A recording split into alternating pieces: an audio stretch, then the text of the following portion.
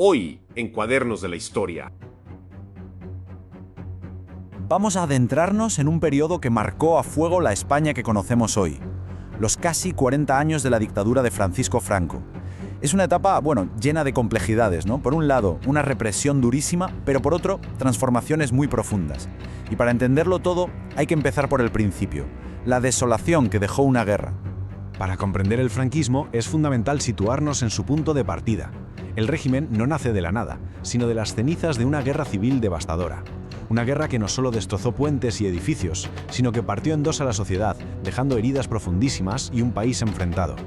En nuestro recorrido de hoy vamos a seguir 5 fases clave. Empezaremos con ese legado de la guerra, veremos cómo se construyó el Estado autoritario, su papel en el mundo, el famoso milagro económico y finalmente cómo llegó su fin. Empecemos por el principio, por esos primeros años. Y hay que ser claros, la victoria del bando nacional no trajo la paz. Lo que trajo fue la victoria de unos sobre otros y la imposición de su modelo. La posguerra fue una época de una dureza extrema. La estrategia del nuevo régimen era muy clara. Había que aniquilar al enemigo interior. ¿Y esto en qué se tradujo? Pues en fusilamientos, en cárceles llenas y en el exilio de cientos de miles de personas.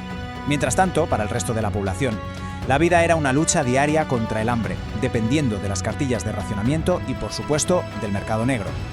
¿Y en lo económico, qué se hizo? Pues la apuesta fue el aislamiento total. La autarquía, que suena así como muy técnico, pero básicamente significa arreglárnoslas solos. La idea era que España produjera todo lo que necesitaba sin comprar casi nada de fuera.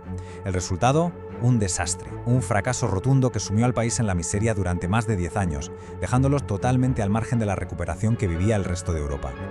Bien, pasemos ahora a la parte política. ¿Cómo se montó este nuevo Estado? O sea, ¿cuáles fueron los pilares que permitieron que una dictadura así durase casi 4 décadas? Era muy simple, en realidad. Todo, absolutamente todo el poder se concentraba en una única persona, Franco. No había elecciones libres, no había partidos políticos. Solo uno, el llamado Movimiento Nacional. Se impuso por la fuerza un nacionalismo español muy centralista que reprimía cualquier identidad regional y, por supuesto, una censura férrea, que controlaba todo lo que se publicaba, se decía o se veía. Y aquí entra una de las piezas clave para entenderlo todo, el nacionalcatolicismo. El régimen se presentó como el gran defensor de la España católica y a cambio le dio a la Iglesia un poder inmenso. La Iglesia pasó a controlar la educación y a dictar cómo debía ser la moral pública de todo el país. Era una alianza fundamental. Una vez consolidado el poder dentro de sus fronteras, el régimen de Franco tenía que encontrar su sitio en el panorama internacional. Y esto, en un mundo que acababa de salir de la Segunda Guerra Mundial, no iba a ser nada fácil. Claro, al acabar la guerra, la simpatía que Franco había mostrado por Hitler y Mussolini le pasó una factura muy cara. Las democracias que habían ganado la guerra le dieron la espalda por completo. España se convirtió literalmente en un paria. Se quedó sola. Pero, claro, el mundo de la posguerra no se quedó quieto. De repente aparece un nuevo escenario, la Guerra Fría. Y esto, fijaos, lo cambió absolutamente todo. El anticomunismo radical de Franco, que antes era un problema, ahora se convierte en una ventaja. Para Estados Unidos, España era un aliado estratégico contra la Unión Soviética. Y como vemos aquí, el cambio es rapidísimo. En poquísimos años se pasa de ser el apestado internacional a firmar pactos cruciales y a ser admitida en la ONU.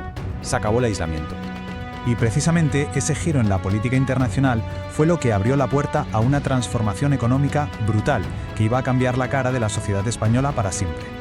El año clave que tenemos que recordar es 1959. Con el llamado Plan de Estabilización, el régimen por fin entierra la desastrosa autarquía. Se toma una decisión pragmática, porque el país estaba al borde del colapso: abrirse a la inversión extranjera, al comercio y sobre todo al turismo. Con esta tabla se ve clarísimo el antes y el después. Pasamos de un modelo cerrado, de estancamiento, a un modelo abierto que provocó un crecimiento económico espectacular. Fue un cambio tan rápido y tan intenso que se acabó hablando del milagro español. ¿Y qué fue lo que alimentó este milagro? Pues fundamentalmente 3 cosas. Primero, las divisas, el dinero que traían los millones de turistas que empezaron a llenar las costas. Segundo, las remesas, el dinero que enviaban a sus familias los cientos de miles de españoles que se fueron a trabajar a Europa. Y tercero, la inversión extranjera, que permitió modernizar la industria. Pero aquí llegamos a la gran contradicción de la época, porque económicamente España se estaba modernizando a toda velocidad. Surgió una nueva clase media, la gente empezaba a tener coche, a viajar, a consumir, pero políticamente el país seguía siendo una dictadura anclada en el pasado. las libertades seguían sin existir.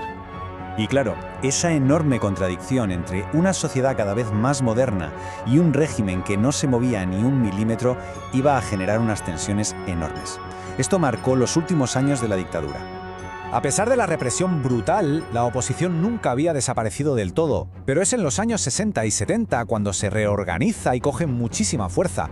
Hablamos de los obreros en las fábricas, de los estudiantes en las universidades y también de los movimientos nacionalistas en sitios como Cataluña o el País Vasco, que empezaron a desafiar al régimen de forma mucho más abierta. La situación, la verdad, era ya insostenible. El propio Franco era un anciano, su salud empeoraba.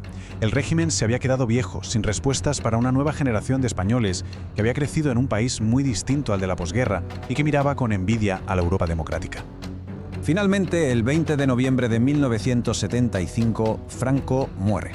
Con su muerte se cerraba de forma oficial un larguísimo capítulo de casi 40 años de la historia de España. Era sin duda el fin de una era.